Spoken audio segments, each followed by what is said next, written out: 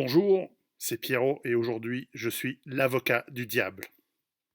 Bonjour à tous. Alors, lorsque l'on parle d'être l'avocat du diable, cela veut dire, et je crois que cela a échappé à beaucoup de gens qui regardent ces vidéos, cela veut dire se faire le parti d'une idée que l'on ne partage pas forcément.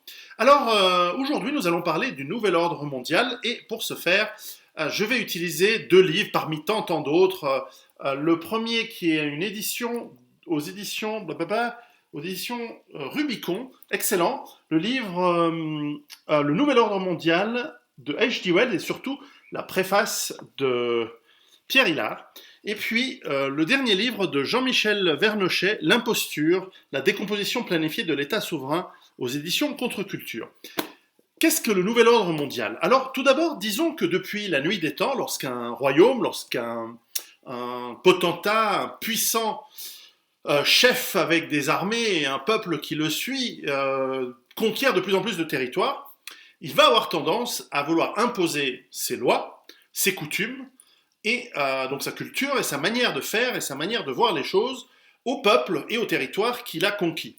Ça s'appelle un empire. Et donc, depuis la nuit des temps, les empires, qu'ils aient été égyptiens, mésopotamiens, perses, puis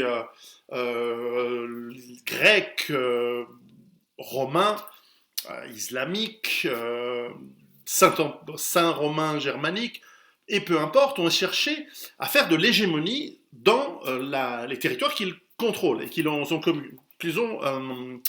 occupés. Alors ça ne dure pas toujours, car ça ne dure pas très longtemps, car au bout d'un moment, soit les peuples se révoltent, soit l'empire devient trop compliqué à gérer et il se casse et il se scinde. Je vous renvoie à l'excellent livre de Paul Kennedy, sauf erreur, oui, ou Patrick Kennedy, qui s'appelle La fin des empires, ou The Decline and Fall of Empires, sauf erreur, de mémoire. C'est un livre des années 80 qui expliquait pourquoi les empires s'effondrent, et il montrait les tentatives d'hégémonie, par exemple, de l'empire espagnol, qui a duré quand même presque 5 siècles, et sur lequel le soleil ne se couchait jamais, tout comme l'Empire français et comme l'Empire britannique. Aujourd'hui, nous sommes en train de vivre la fin de l'Empire américain, qui pendant un siècle a, depuis en gros 1917 jusqu'à, on va dire, 2001 était le début de sa fin, bien qu'il ait essayé de faire de 2001 du 11 septembre du monde entier, eh bien, cet empire est en train de s'effondrer, bien qu'il ait sa mainmise culturelle, financière et économique sur presque l'ensemble du monde aujourd'hui. Est-ce que le prochain empire sera chinois? La question reste ouverte. Ou peut-être que parce que nous aurons des effondrements partiels ou totaux des économies globales, nous n'en aurons aucun. Toutefois, la notion de... Et quand je parle d'empire, hein, bien sûr, ce n'est pas forcément une nationalité, une nation qui domine les autres. C'est une culture qui est un vecteur qui peut être lui-même contrôlé par ce qu'on appelle aujourd'hui un état profond et éventuellement des individus qui sont peut-être d'une autre culture et qui tirent les ficelles de cet état profond. Nous le voyons aujourd'hui aux États-Unis de manière de plus en plus flagrante et de plus en plus évidente. Alors, qu'est-ce que l'on peut dire sur ce que l'on appelle le nouvel ordre mondial? Eh bien, ce qui est intéressant justement, c'est de voir dans le livre de H.G. Wells, Le Nouvel Ordre Mondial, qui est écrit, je crois, en 1940, donc probablement écrit entre 1939 et 1940. Lorsqu'on lit, on voit que l'Allemagne n'a pas encore eu les victoires spectaculaires qu'elle aura en 1940 et en 1941. Néanmoins, on voit dans ce livre, et notamment dans la préface de Pierre Hillard, excellent Pierre Hillard comme toujours, qui explique les tenants et les aboutissants de ce que dévoile ici, et surtout entre les lignes, H.G. Wells, célèbre écrivain de science-fiction, très célèbre pour La Guerre des Mondes et d'autres histoires de fiction, mais surtout c'est intéressant de voir quel est son pédigré, d'où il vient, comment il a participé, comment il a fait partie de la société fabienne, qui est une société proto-socialiste qui depuis le milieu, enfin la fin du 19e siècle, on va dire, a, par la bourgeoisie britannique et donc l'Empire britannique, poussé pour une approche socialiste qui s'est déclinée ensuite par d'autres personnes et d'autres moyens en Russie et ailleurs. Et c'est très intéressant de voir que ce qui pousse à cette hégémonie mondiale peut aller d'une manière socialiste d'un côté, comme peut aller d'un côté ultralibéral de l'autre. et qu'à la fin on voit qu'on se rejoint et que ce sont simplement des castes qui, d'une manière ou d'une autre, essayent de prendre l'ensemble du pouvoir pour elles-mêmes. Et il y a une raison eschatologique, puisque ces castes font partie, pas toutes, mais en partie sont de différentes sectes assez obscures pour certaines, d'autres évidentes, mais certaines assez obscures, dont Pierre Hillard est un des spécialistes francophones. Et donc ce livre est intéressant à lire, ne serait-ce que pour la préface, mais aussi pour comprendre comment ce nouvel ordre mondial a été pensé dès le début par un de ses idéologues, si on veut, H.G. Wells. Dans le livre de Michel Vernochet, nous voyons l'exemple de comment cette volonté d'hégémonie que l'on appellera aujourd'hui le nouvel ordre mondial, mais qui au fond n'est qu'un empire planétaire, comment elle se décline à l'échelle d'un État, d'une nation, la France. Et comment elle va détruire, justement, parce que l'objectif aujourd'hui est clair, c'est de détruire les nations, détruire les entités nationales pour les soumettre totalement à cette culture hégémonique, à ces lois et à ces forces puissantes qui voudraient être globales aujourd'hui. On voit très bien aujourd'hui qu'avec différents niveaux, alors bien sûr il y a des niveaux verticaux qui sont la culture, l'aspect sociétal des polémiques qui sont poussées aujourd'hui, mais aussi les strates horizontales de gouvernance, de gouvernement, c'est-à-dire qu'on a aujourd'hui des gouvernances supranationales, l'Union européenne en est une, et bientôt avec des contrats entre les différents pays, nous parlions de choses que Trump, d'ailleurs aux États-Unis, essaye de bloquer, mais nous voyons par les contrats transatlantiques et transpacifiques, eh bien, ces volontés de détruire les économies au niveau régional, au niveau national. Et donc, nous allons avoir en fait une mise à plat des économies, et donc la nation est un frein à cela. Il faut l'éliminer du point de vue des tenants de cette chose. Donc on voit dans ce livre de Jean-Michel Vernochet, qui est également un livre que je vous conseille, quelques éléments clés de comment, par exemple en France, mais le même processus a lieu avec des succès différents évidemment dans tous les pays du monde. Alors évidemment en Russie c'est un flop total, en Europe de l'Est ça a partiellement, ça a presque complètement raté. En Chine également nous voyons une grande difficulté. Au Japon, c'est un succès réel, mais pas surtout. Donc, par exemple, il n'y a pas d'immigration de masse au Japon parce que la culture japonaise est farouchement contre celle-ci. Mais le Japon est soumis économiquement au nouvel ordre mondial, clairement, à cette gouvernance mondiale, c'est clair. En Europe de l'Ouest, on voit qu'on a, et particulièrement en France, probablement la France, l'Angleterre et les pays du Benelux, et peut-être l'Allemagne, sont les pays les plus soumis au monde à l'ordre américain. J'ajouterais aussi le Canada. Et nous voyons que c'est justement dans cette imposture dont parle Jean-Michel Vernochet, nous voyons comment, en France, cette volonté d'hégémonie se décline sur la culture, sur la destruction de l'État, sur la destruction de la nation, sur la destruction de tout ce qui fait la tradition, tout ce qui fait les particularités en termes culturels, en termes même racial, puisqu'on veut nous diluer, puisqu'on veut nous remplacer.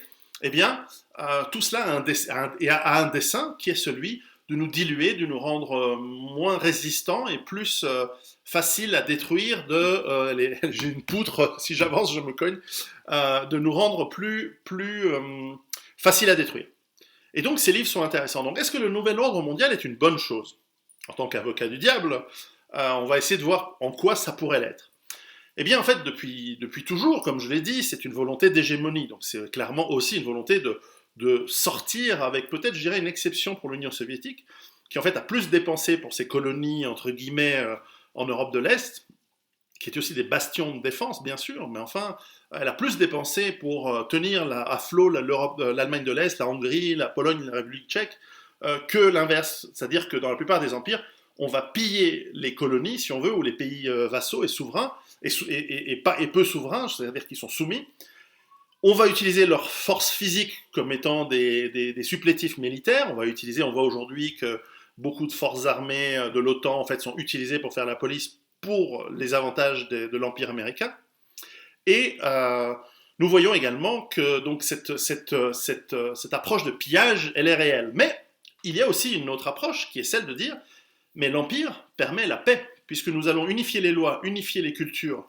Eh bien, il n'y a plus de conflit, puisque nous allons imposer la paix par la force. Ce fut le cas de la paix romaine et ce fut le cas pendant de nombreux siècles également en Chine, mais aussi dans une certaine mesure dans d'autres empires. On pense à l'Empire ottoman où, sous celui-ci, différentes minorités, je pense au Levant et particulièrement au Liban, différentes minorités religieuses étaient obligées de ne pas se taper dessus parce que le suzerain, le calife, l'ottoman, eh bien, était le seul qui imposait sa loi. Et donc, il ne souhaitait pas, parce que ça aurait mis en cause son pouvoir et ses sources de revenus par l'impôt et les taxes, ne voulait pas voir des chrétiens se battre avec des druzes, se battre avec des sunnites ou des chiites, etc.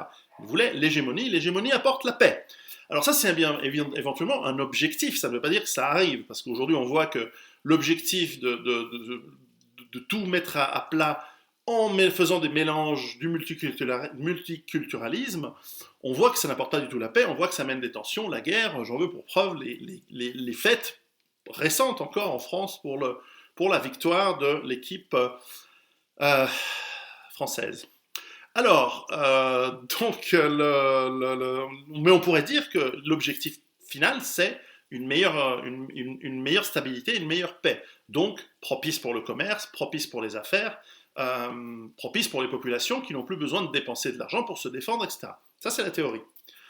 Théorie toujours, l'idée d'un hégémon, d'une puissance hégémonique qui impose ses lois et qui impose par la force une manière de faire, une manière de voir les choses qui est commune, c'est que ça rend la langue, il y aurait une langue commune, aujourd'hui c'est l'anglais, ça rend le commerce plus facile, ça rend le mouvement des biens, des services et des matières beaucoup plus simple, il n'y a plus de droits de douane, les frontières sont ouvertes, tout le monde peut aller partout, et évidemment si on enlève l'état social qui rend les équilibres qui rendent le tout très déséquilibré, théoriquement, ça pourrait être un truc intéressant. D'autant que beaucoup de problèmes dans le monde se passent à l'échelle globale. La gestion des ressources, par exemple des océans et des mers pour les poissons, pour l'exploitation des matières premières, également les règles qui lient, dont je parlais déjà du commerce, mais par exemple, il y a des problèmes liés à la pollution, à l'écologie, qui sont certes impactent tout le monde à l'échelle locale, mais qui s'ils ne sont pas gérés par tout le monde, eh bien, continuent à exister. Donc, pendant longtemps, on parlait de certains pollueurs qui ne voulaient pas réduire leur émission de produits, de matières polluantes ou de déchets. Eh bien, si on passe par par-dessus pour imposer par la force, rappelez-vous que la loi, c'est toujours la force, donc c'est toujours une forme de violence. Si on n'impose pas par la violence, comment allons-nous faire ? Alors ça, c'est évidemment une des rhétoriques que l'on nous pousse par le réchauffement climatique et d'autres aspects qui sont liés à l'écologie, qui sur le fond sont probablement justes, qui sont vrais, c'est-à-dire qu'on peut régler les choses de manière globale, mais qui en fait occultent le fait que l'on peut très bien se mettre d'accord en termes de nation ou en termes de région, sans avoir besoin d'avoir un gouvernement central qui serait à New York ou Jérusalem. Donc, nous pouvons tout à fait, c'est là où je me fais l'anti-avocat du diable, nous n'avons pas besoin de nouvel ordre mondial, nous n'avons pas besoin de gouvernance mondiale pour que les peuples libres et unis se parlent et donc trouvent des solutions par la négociation les uns les autres et par le rapport de force puissent trouver de quoi se mettre d'accord et résoudre ces problèmes. Pour cela, il faut que les peuples ne soient pas hétérogènes, ne soient pas multiculturels, qu'ils aient des cultures au contraire très fortes et des identités extrêmement claire et forte. Voilà. Donc, est-ce que nous voulons un nouvel ordre mondial, sachant que c'est une tentative nouvelle, on n'a jamais essayé à cette échelle, en sachant que pour l'instant, les résultats sont horribles, et est-ce que nous voulons que ce soit des petites castes très habiles qui fonctionnent en réseau, qui dominent l'ensemble des nations du monde pour, évidemment, les exploiter. Alors, évidemment, ils vont dire que c'est pour notre bien, mais la réalité nous montre que c'est pour l'exploitation et la capture et le captage, je ne sais pas si on dit captage, des richesses pour un petit nombre extrêmement infime de personnes, quelques dizaines de milliers, quelques dizaines de millions maximum. Est-ce que ça, c'est ce que nous voulons ? La réponse est non. Nous le voyons à travers le monde que les gens se révoltent contre cela. Alors peut-être qu'à long terme, sur 3, 4, 5, 6 siècles, ce serait une bonne chose d'unir les nations, d'unir les peuples, disons, avec leurs différences, séparés, mais avec des capacités. C'est un peu ça l'idée des Nations Unies à la base, si ce n'est que, évidemment, ce machin est devenu un gros truc bureaucratique, et je crois que même dès le départ, il a été dérouté très habilement pour ne pas faire le bien des peuples. Pour preuve, le nombre de guerres qui continuent. Et l'incapacité des Nations Unies de faire face aux empires qui existaient encore. À l'époque, il y avait l'Empire américain, peut-être l'Empire soviétique. Aujourd'hui, l'Empire américain est devenu presque global, mais il est en train de s'effondrer. Si vous voulez savoir pourquoi, lisez mon livre Survivre à l'effondrement économique. Et donc, en attendant, j'enlève ma casquette d'avocat du... C'est la salsa du démon. Salsa du démon.